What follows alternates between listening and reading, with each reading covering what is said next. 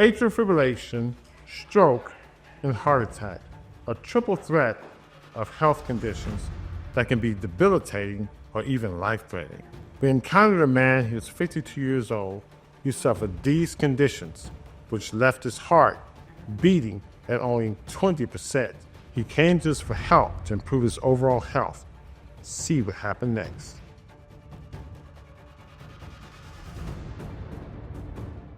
So, Camille, tell us about this 52-year-old man who suffered from atrial fibrillation and a subsequent stroke and heart attack. So he was a 52-year-old man, history of hypertension, and he had a racing heart, presented to the hospital with some unilateral neurological deficits, and was diagnosed with atrial fibrillation and an embolic stroke. He was treated and discharged. Then the day after his discharge, he presented with chest discomfort, diffuse sweating. He went back to the hospital and was diagnosed with a heart attack of the main artery, the left anterior descending artery. And he went to the cath lab. They stented him. And then ultimately he had large scarring and was diagnosed with congestive heart failure. So when he came to our clinic, he was having symptoms still of leg swelling, shortness of breath, fatigue, and still not feeling better despite his treatment for these two very serious life-threatening conditions. Wow. So this is a patient who had multiple conditions that really played upon each other. And so unfortunately, he had a condition that led to an embolization to the brain. And it's possible that the heart attack could have been due to an embolization to the artery from the atrial fibrillation as well. And so it was only shortly after that he had to go back in and have this treated. And it's not uncommon to see patients who have heart attacks and strokes in close proximity to each other. And these individuals can be very difficult to treat because you have two debilitating conditions that are also potentially life-threatening. And so he was left with a very weak heart, and we had to get his condition turned around pretty quickly. So what did we find on the initial evaluation of this patient? So the ejection fraction on the echocardiogram was 20 to 25%. So that's significantly reduced pumping ability of the heart. It should be around 55%. His aortic valve was leaking a lot as well. That can worsen the cardiac size, structure, and function over time too. His heart was very stiff, so it had a lot of trouble filling up with blood. So every structural component was kind of in a disarray, and his levels of inflammation were extremely high. He was really hoping to avoid getting a defibrillator, which his other doctors had told him he'd need in the near future, because the pumping ability of the heart was less than 35%, and we know that can increase risk of sudden death. And so that was one of his main goals as well. Well, so this patient had a very severe cardiovascular deficit from the standpoint of his heart was weak, stiff, had some valvular disease, had abnormal heart rhythm, which primarily likely stemmed from the weak heart and a structurally abnormal heart. And so despite the fact he was on medication to prevent stroke, he was still at risk for a stroke. He was at risk for cardiac arrhythmia that could also take his life suddenly, not to mention the fact that heart failure itself can be a progressively debilitating condition that would eventually affect his lifestyle to a greater degree than it already was. So he really needs help to turn this condition around, not only halt it, but actually turn it around.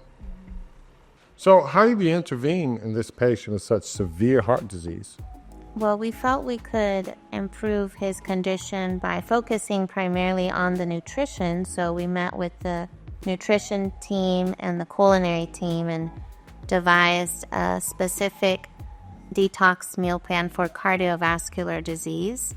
And he was very consistent with that and compliant.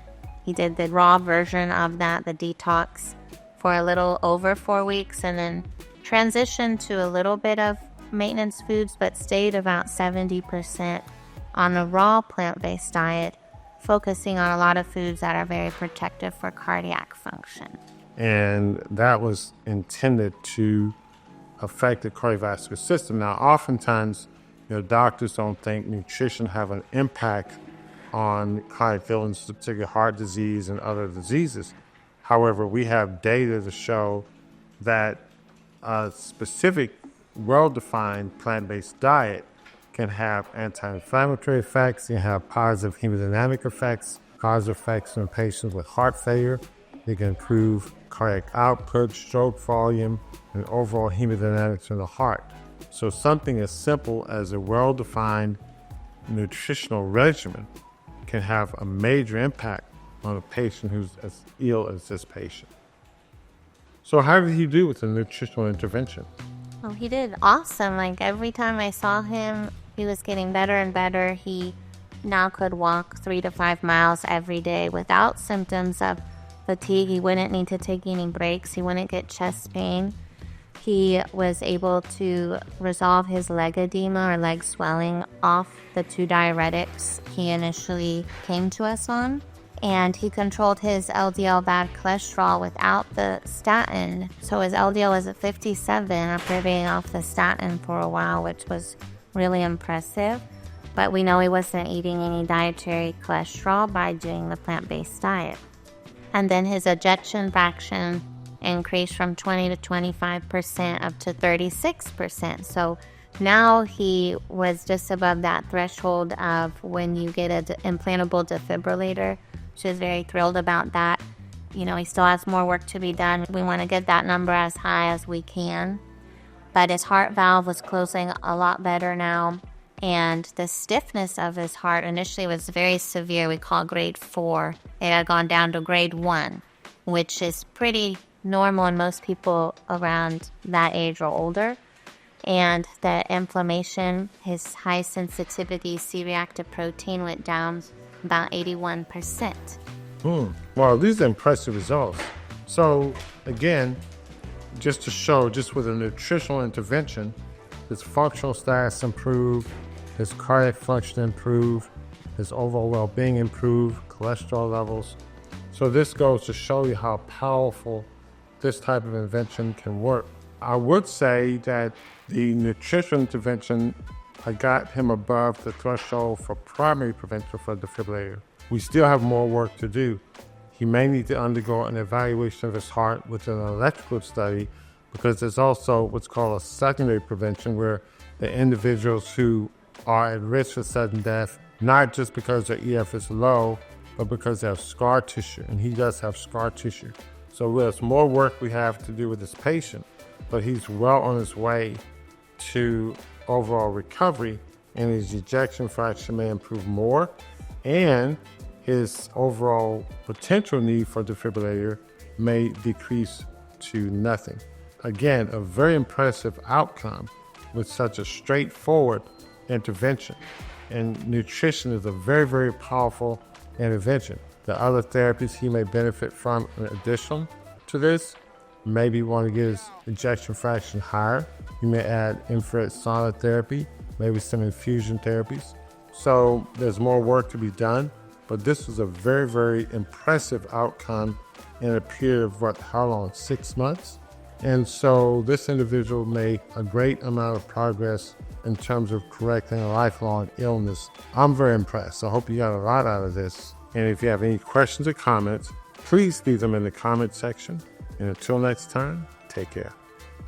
Thanks for watching. If you got value out of this video, please like it, subscribe, and hit the notification button to see our next show.